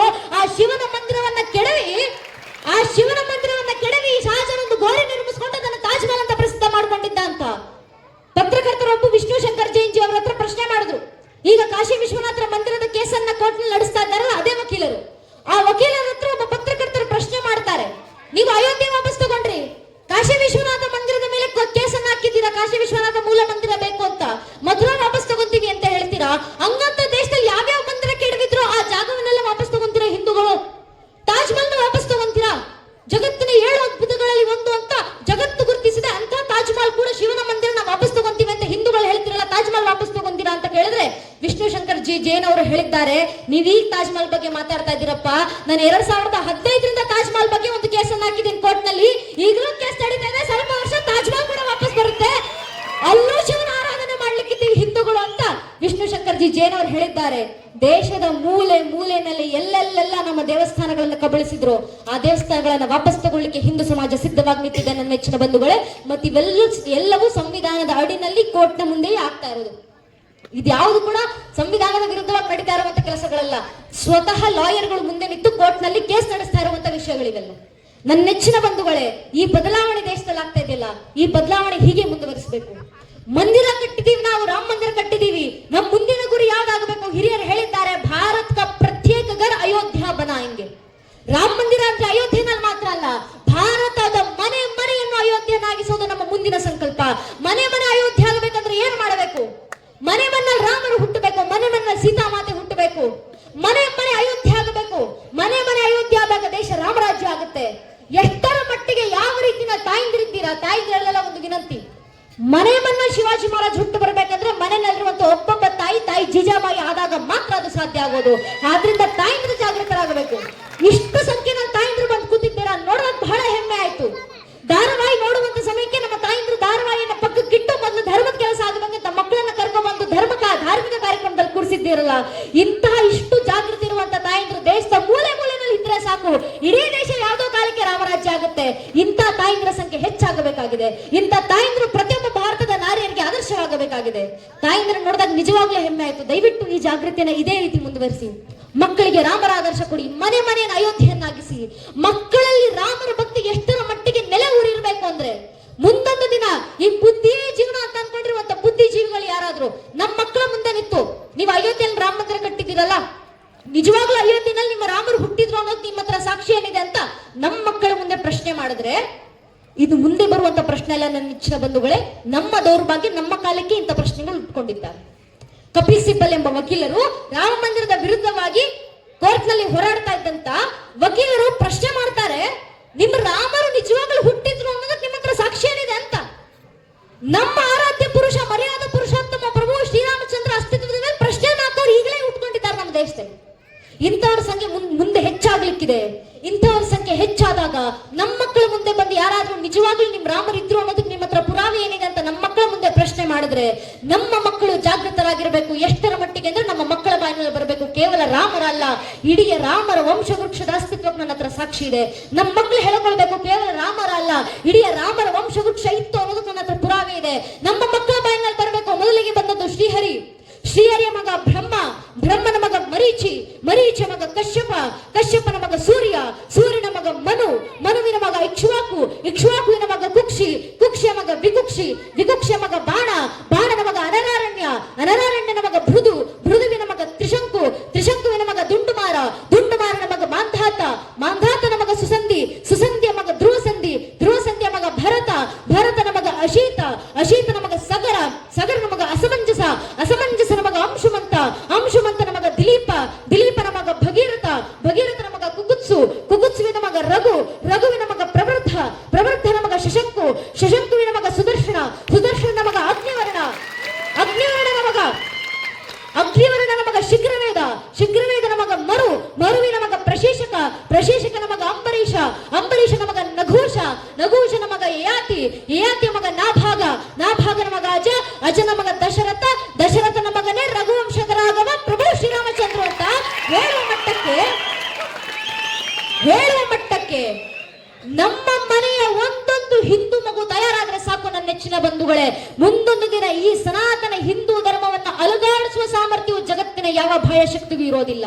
ಇವತ್ತು ನಾವು ಮಾಡಬೇಕಾಗಿರೋ ಕೆಲಸ ಇದೆ, ಜಾಗೃತಿ. ಮನೆ ಮನೆ ಅಯೋಧ್ಯೆ ಆಗಲಿ, ಮನೆ ಮನೆಯಲ್ಲಿರುವಂತ ಮಕ್ಕಳಿಗೆ ರಾಮರ ಭಕ್ತಿ ಬರಲಿ. ಆ ಕೆಲಸ ತಾಯಿಂದ್ರಿಂದಲೇ ಆಗಬೇಕು, ಇನ್ಯಾರಿಂದಲೂ ಆಗ್ಲಿಕ್ಕೆ ಸಾಧ್ಯವೇ ಇಲ್ಲ. ಯಾಕೆ ಗೊತ್ತೇ? ಒಬ್ಬ ತಾಯಿಯಲ್ಲಿರ್ತಕ್ಕಂಥ ಸಾಮರ್ಥ್ಯ ಅಂತದ್ದು ನನ್ನ ನೆಚ್ಚಿನ ಬಂಧುಗಳೇ. ಶ್ರೀಕೃಷ್ಣ ಪರಮಾತ್ಮ ದೃಷ್ಟಾಂತ ನೀಡಿದ್ದಾರೆ ನಮಗೆ. ಇಡೀ ಮಹಾಭಾರತದ ಯುದ್ಧ ಮುಗಿದ ನಂತರ, ಕೌರವರು ಸೋತ ನಂತರ ಕೌರವರು ಮಣ್ಣಾಗಿದ್ದಾರೆ. ಅವರ ತಾಯಿ ಗಾಂಧಾರಿ ಕಣ್ಣೀರಿಡ್ತಾ ಬಂದು ಕೃಷ್ಣನ ಹತ್ರ ಕುತ್ಕೊಂತಾರೆ. ಅದೇ ಸಮಯಕ್ಕೆ ಯುದ್ಧ ಗೆದ್ದು ಬಂದಂತ ಪಾಂಡವರ ತಾಯಿ ಕುಂತಿ ಬಂದು ಗಾಂಧಾರಿ ತಾಯಿ ಎದುರುಗಡೆ ಕುತ್ಕೊಂತಾರೆ. ಮಧ್ಯದಲ್ಲಿ ಶ್ರೀಕೃಷ್ಣ ಪರಮಾತ್ಮ ನಿಂತಿದ್ದಾನೆ. ಗಾಂಧಾರಿ ತಾಯಿ ಮಕ್ಕಳನ್ನು ಕಳ್ಕೊಂಡಂತ ದುಃಖದಲ್ಲಿ, ಯುದ್ಧ ಸೋತಂತ ಕೋಪದಲ್ಲಿ ಕಣ್ಣೀರಿಡ್ತಾ ಕೃಷ್ಣನಿಗೆ ಪ್ರಶ್ನೆ ಮಾಡ್ತಾರೆ ಗಟ್ಟಿ ಧ್ವನಿನಲ್ಲಿ, ಕೃಷ್ಣ ಹೇಳು, ನನಗೆ ಯಾಕಿಂತ ಅನ್ಯಾಯ ಮಾಡಿದೆ? ಕೃಷ್ಣ ಹೇಳಿದ್ರು, ನಾನೇನಮ್ಮ ಅನ್ಯಾಯ ಮಾಡಿದೆ ನಿನಗೆ? ಗಾಂಧಾರಿ ತಾಯಿ ಹೇಳ್ತಾರೆ, ಇಲ್ಲ ಇಲ್ಲ, ಜಗತ್ತು ನಿನ್ನನ್ನ ಮೋಸಗಾರ ಅಂತ ಕರಿಬಹುದು, ಜಗತ್ತು ನಿನ್ನನ್ನ ಸುಳ್ಳುಗಾರ ಅಂತ ಕರಿಬಹುದು, ಅದಕ್ಕೆ ನನಗೆ ಮಾತ್ರ ಸ್ಪಷ್ಟವಾಗಿ ಗೊತ್ತು, ನೀನೇ ಭಗವಂತ. ಈಗ ಹೇಳಿ, ನನಗ್ಯಾಕಿಂತ ಅನ್ಯಾಯ ಮಾಡಿದೆ? ನಾನು ನಿನ್ ಕಲ್ಮಣ್ ತಂದು ಪೂಜೆ ಮಾಡಿದ, ಕುಂತಿ ಮಾತ್ರ ಹೂ ಹಣ್ಣುಗಳಲ್ಲಿ ಪೂಜೆ ಮಾಡಿದ, ಇಲ್ಲ ತಾನೆ? ನಾನು ನಿನ್ನನ್ನ ಹೂ ಹಣ್ಣುಗಳಲ್ಲಿ ಆರಾಧಿಸಿದ್ನಪ್ಪ, ಅದ್ರಲ್ಲೂ ನನ್ನ ಮಹಾರಾಣಿಯಾಗಿದ್ದೆ, ಇನ್ನು ವೈಭೋಗದಿಂದ ನಿನ್ನನ್ನ ಆರಾಧಿಸಿದೆ. ಆದ್ರೂ ಕೂಡ ನನಗೆ ಇಷ್ಟು ಕೆಟ್ಟ ಮಕ್ಕಳನ್ನು ಕೊಟ್ಟೆ, ಕುಂತಿಗೆ ಮಾತ್ರ ಅಷ್ಟು ಒಳ್ಳೆ ಮಕ್ಕಳನ್ನ ಏನು ಕೊಟ್ಟೆ, ಉತ್ತರ ಕೊಡು ಅಂತ ಶ್ರೀಕೃಷ್ಣ ಪರಮಾತ್ಮ ಮುಂದೆ ಪ್ರಶ್ನೆ ಇಟ್ಟರು ಗಾಂಧಾರಿ ತಾಯಿ. ಆಗ ಶ್ರೀಕೃಷ್ಣ ಪರಮಾತ್ಮ ಗಾಂಧಾರಿ ತಾಯಿ ಉತ್ತರ ಕೊಡ್ತಾ ಹೇಳ್ತಾರೆ, ಅಮ್ಮ ಗಾಂಧಾರಿ ತಾಯಿ, ನಾನ್ ನಿನಗೆ ಅನ್ಯಾಯ ಮಾಡಿದೆ ಅಂತ ಕಣ್ಣೀರಿಡ್ತಾ ಇದೆಯಲ್ಲ, ನೀನೇ ಯೋಚನೆ ಮಾಡಮ್ಮ. ನಿನ್ನ ಮಕ್ಕಳಿಗೂ ಕುಂತಿಯ ಮಕ್ಕಳಿಗೂ ಇದೆ ವ್ಯತ್ಯಾಸ ಏನು? ಬಹಳ ವ್ಯತ್ಯಾಸ ಇರಲಿಲ್ಲ. ನಿಮ್ಮಿಬ್ಬರ ಮಕ್ಕಳು ಒಂದೇ ವಂಶಕ್ಕೆ ಸೇರಿದವರು, ನಿಮ್ಮಿಬ್ಬರ ಮಕ್ಕಳು ಒಂದೇ ಕುಲಕ್ಕೆ ಸೇರಿದವರು, ನಿಮ್ಮಿಬ್ಬರ ಮಕ್ಕಳು ಹರಿತಾ ಇರುವಂತ ರಕ್ತ ಒಂದೇ, ನಿಮ್ಮಿಬ್ಬರ ಮಕ್ಕಳು ರಕ್ತ ಸಂಬಂಧಿಗಳು, ನಿಮ್ಮಿಬ್ಬರ ಮಕ್ಕಳನ್ನ ಆಡಿ ಬೆಳೆಸಿದಂತ ಗುರು ಹಿರಿಯರೊಬ್ಬರೇ, ಕಲಿತಂತ ಪಾಠ ಒಂದೇ, ಪಾಠ ಕಲಿಸಿದಂತ ಗುರುಗಳು ಕೃಪಾಚಾರ್ಯರು ದ್ರೋಣಾಚಾರ್ಯರು ಒಬ್ಬರೇ. ಇಷ್ಟೆಲ್ಲ ಸಮಾನತೆ ನಿಮ್ಮಿಬ್ಬರ ಮಕ್ಕಳಲ್ಲಿ ಇರ್ಬೇಕಾದ್ರೆ ಅಲ್ಲ ಬದಲಾಗಿದ್ದೇನು? ತಾಯಿ ಮಾತ್ರ, ನೀನು ಗಾಂಧಾರಿ ತಾಯಿ, ನಿನ್ನ ಗಂಡನ ಮನೆಗೆ ಬಂದ ಕೂಡಲೇ ಅರೆ ನನ್ನ ಪತಿಗಿಲ್ದಿರೋ ಸೌಭಾಗ್ಯ ನನಗೆ ಆಗಬೇಕು ಅಂತ ಕಣ್ಣಿಗೆ ಬಟ್ಟೆ ಕಟ್ಕೊಂಡೆ ಸರಿ, ಆದ್ರೆ ನೀನ್ ಯಾವತ್ತು ಕಣ್ಣಿಗೆ ಬಟ್ಟೆ ಕಟ್ಕೊಂಡು ನೋಡೋದನ್ನ ನಿಲ್ಲಿಸ್ತೋ ಅವತ್ತು ನಿನ್ನ ಮಕ್ಕಳು ನೋಡಬಾರ್ದನ್ನ ನೋಡಿದ್ರು, ಮಾಡಬಾರ್ದನ್ನ ಮಾಡಿದ್ರು, ಯಾರ ಜೊತೆ ಸೇರಬಾರ್ದು ಅಂತವ್ರ ಜೊತೆನೆ ಸೇರಿದ್ರು. ನಿನ್ನ ಮಕ್ಕಳು ನೋಡಬಾರ್ದನ್ನ ನೋಡಿದಾಗ ಆ ದೃಷ್ಟಿ ನಿನ್ನ ಕಣ್ಣಿಗೆ ತಾಗ್ಲಿಲ್ಲಮ್ಮ. ಆದ್ರೆ ಇನ್ನೊಂದು ಕಡೆ ಕುಂತಿ ತನ್ನ ಗಂಡ ಸತ್ತ ನಂತರವೂ ಮಕ್ಕಳಿಗೆ ತಾಯಿ ಸ್ಥಾನದಲ್ಲಿ ಮಾತ್ರ ಅಲ್ಲ ತಂದೆ ಸ್ಥಾನದಲ್ಲೂ ನಿಂತು ಕಣ್ಣಿಗೆ ಎಣ್ಣೆ ಬಿಟ್ಕೊಂಡು ತನ್ನ ಮಕ್ಕಳನ್ನು ನೋಡ್ಕೊಂಡು, ಅದಕ್ಕೆ ಕುಂತಿಯ ಮೊದಲನೇ ಮಗ ಯುಧಿಷ್ಠಿರ. ಇವತ್ತಿಗೂ ನಮ್ಗೆ ಯುಧಿಷ್ಠಿರ ಅಂದ್ರೆ ನೆನಪಾಗ್ತಾರೋ ಇಲ್ವೋ, ಆದ್ರೆ ಧರ್ಮರಾಯ ಅಂದ ಕೂಡಲೇ ನೆನಪಾಗ್ತಾರೆ. ಅಂದ್ರೆ ಪುಣ್ಯಾತ್ಮ ನಡೆದಂತ ಹಾದೆಷ್ಟು ಪವಿತ್ರವಾದದ್ದು, ಧರ್ಮದಿಂದಲೇ ಹೆಸರುವಾಸಿ ಆದ, ಅದಕ್ಕೆ ಅವನ ಹಿಂದೆ ಬಂದಂತ ತಮ್ಮಂದ್ರು ಅದೇ ಶ್ರೇಷ್ಠ ಹಾದಿನ ಸಾಗಿ ಬಂದ್ರು ಅಂತ. ಒಬ್ಬ ತಾಯಿ ತಂದಂತ ಬದಲಾವಣೆ. ಕೃಷ್ಣ ಕೊಟ್ಟಂತ್ರ ದೃಷ್ಟಾಂತ, ಒಬ್ಬ ತಾಯಿ ಮಕ್ಕಳಿಗೆ ಸರಿಯಾದ ಸಂಸ್ಕಾರ ನೀಡಲಿಲ್ಲ, ಪರಿಣಾಮ ಧರ್ಮ ಯುದ್ಧದ ರಚನೆ ಆಯ್ತು, ಲಕ್ಷಾಂತರ ಜನರ ಬಲಿ. ಇನ್ನೊಂದು ಕಡೆ ಒಬ್ಬ ಕುಂತಿ ತಾಯಿ ಮಕ್ಕಳಿಗೆ ಸರಿಯಾದ ಸಂಸ್ಕಾರ ಕೊಟ್ಟಂತ ಕಾರಣ ಅದೇ ಜಾಗದಲ್ಲಿ ಮತ್ತೊಮ್ಮೆ ಭಗವಂತನ ದಯೆಯಿಂದ ಪಾಂಡು ಮಕ್ಕಳ ಕೈಯಿಂದ ಧರ್ಮ ಸ್ಥಾಪನೆ ಆಯಿತು. ಒಬ್ಬ ತಾಯಿ ತರಬಲ ಬದಲಾವಣೆ. ಒಬ್ಬ ತಾಯಿ ಜೀಜಾಬಾಯಿ ಅಕಸ್ಮಾತ್ ಏನಾದ್ರು ನನ್ನ ಮಗ ಶಿವಾಜಿ ಧರ್ಮದ ಕೆಲಸ ಏನಕ್ಕೆ ಮಾಡಬೇಕು, ದೇಶಕ್ಕೋಸ್ಕರ ಏನಕ್ಕೆ ಹೋರಾಡಬೇಕು, ತನ್ನ ಪಾಡಿಗೆ ತಾನಿದ್ರೆ ಸಾಕು ಅಂತ ನಿರ್ಧಾರ ಮಾಡಿದ್ದಿದ್ರೆ ಇವತ್ತು ನಮ್ಮ ಪರಿಸ್ಥಿತಿಗಳು ಏನಾಗಿರ್ಬೇಕಾಗಿತ್ತು? ಆಗ ತಾಯಿ ಜೀಜಾಬಾಯಿ ಮನೇಲಿ 6 ವರ್ಷದ ಮಕ್ಕಳಿದ್ರೆ ಆ ಮಕ್ಕಳ ಕೈಗೆ ತಾಯಿದ್ರು ಮೊಬೈಲ್ ಕೊಡ್ತಾರೆ, ಆಟ ಸಾಮಾನು ಕೊಡ್ತಾರೆ. ಆದ್ರೆ ಮನೇಲಿದ್ದಂತ 6 ವರ್ಷದ ಮಗು ಶಿವಾಜಿ ಮಹಾರಾಜರ ಕೈಗೆ ತಾಯಿ ಜೀಜಾಬಾಯಿ ಆಟ ಸಾಮಾನು ಕೊಡ್ಲಿಲ್ಲ. 6 ವರ್ಷದ ಪುಟ್ಟ ಹುಡುಗ ಶಿವಾಜಿ ಮಹಾರಾಜರ ಕೈಗೆ ತಾಯಿ ಜೀಜಾಬಾಯಿ ಭಗವತ್ ಧ್ವಜವನ್ನ ಕೊಟ್ರು. ಭಗವತ್ ಧ್ವಜವನ್ನ ಕೈಯಲ್ಲಿಟ್ಟು ತಾಯಿ ಜೀಜಾಬಾಯಿ ಮಗನಿಗೆ ಹೇಳಿದ್ರು, ಮಗು ಶಿವ, ಇನ್ನು ಮುಂದೆ ನಿನ್ನ ಜೀವನದ ಕನಸು, ನಿನ್ನ ಜೀವನದ ಗುರಿ ನೀನು ರಾಜ ಆಗಿ ಜನರನ್ನ ಆಳಿ ಕೋಟೆಗಳು ಗೆದ್ದು ಆರಾಮಾಗಿ ಬರೀ ಬದುಕೋದಲ್ಲಪ್ಪ, ನಿನ್ನ ನರನಾಡಿಗಳನ್ನ ಬತ್ಯಂತೊಸದು ರಕ್ತದ ದೀಪವನ್ನ ಹಿಂದೂ ಧರ್ಮದ ಧರ್ಮೋದ್ಧಾರ ಕಚ್ಚಿಡೋದೇ ನಿನ್ನ ಜೀವನದ ಪರಮ ಗುರಿಯಾಗಿರ್ಬೇಕು ಅಂತ ಮಗನಿಗೆ ಕನಸನ್ನು ಕಟ್ಟಿಕೊಟ್ರಲ್ಲ ತಾಯಿ ಜೀಜಾಬಾಯಿ. ಅಂತ ಕನಸುಗಳನ್ನ ತಾಯಿಂದ್ರು ಮಕ್ಕಳಿಗೆ ಕೊಡಬೇಕಾಗಿದೆ. ತಾಯಿಂದ್ರಿ ಏನ್ ಹೇಳ್ತಿರೋ ಇವು? ದಯವಿಟ್ಟು ಮಕ್ಕಳನ್ನ ಮನ್ನಲ್ಲಿ ಕೂರಿಸ್ಕೊಂಡು ಯಾವಾಗ್ಲೂ ಹೇಳ್ತೀರಾ, ಮಗು ನೀನ್ ಡಾಕ್ಟರ್ ಆಗಬೇಕು, ಇಂಜಿನಿಯರ್ ಆಗಬೇಕು, ಲಾಯರ್ ಆಗಬೇಕು, ಹೇಳಿ ತಪ್ಪಿಲ್ಲ. ಅದನ್ನ ಹೇಳೋದ್ರ ಜೊತೆಗೆ ಮಕ್ಕಳನ್ನ ಕೂರಿಸ್ಕೊಂಡು ಹೇಳಿ, ಮಗು ನೀನ್ ಡಾಕ್ಟರ್ ಆಗ್ತೀಯೋ ಇಲ್ವೋ, ಲಾಯರ್ ಆಗ್ತೀಯೋ ಇಲ್ವೋ, ಇಂಜಿನಿಯರ್ ಆಗ್ತೀಯೋ ಇಲ್ವೋ, ಏನಾಗಕ್ಕೂ ಮುಂಚೆ ನೀನು ಹುಟ್ಟಿರುವಂತ ಈ ಭಾರತ ದೇಶಕ್ಕೆ ಒಬ್ಬ ಒಳ್ಳೆ ಪ್ರಜೆ ಆಗುವ ಆದರ್ಶವನ್ನ ಮಕ್ಕಳಿಗೆ ನೀಡಿ ಆ ಕನಸನ್ನ ಮನೆಯನ್ನ ತಾಯಿಂದ್ರು ಮಕ್ಕಳಿಗೆ ನೀಡಬೇಕಾಗಿದೆ. ಇಂಥ ಘನವಾದ ವ್ಯಕ್ತಿತ್ವ ತಾಯಿ ಆಗಿರೋದ್ರಿಂದ, ಇಂಥ ಘನವಾದ ಪರಿಣಾಮವನ್ನು ಮಕ್ಕಳ ಜೀವನದಲ್ಲಿ ತಾಯಿ ಬೀರೋದ್ರಿಂದಲೇ ಪ್ರತಿಯೊಂದು ಮಗುವನ್ನು ತಾಯಿ ಹೆಸರಿಂದಲೇ ಗುರುತಿಸೋದು.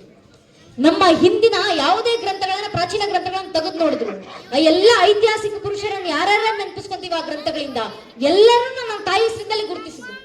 ನಾವು ಭೀಷ್ಮರನ್ನ ನೆನಪಿಸ್ಕೊಂತೀವಿ ಏನಂತ, ಗಂಗಾಪುತ್ರ ಭೀಷ್ಮ ಅಂತ ನೆನಪಿಸ್ಕೊಂತೀವಿ. ಅರ್ಜುನನ ನೆನಪಿಸ್ಕೊಂತೀವಿ ಏನಂತ, ಕುಂತಿ ಪುತ್ರ ಅರ್ಜುನ ಅಂತ.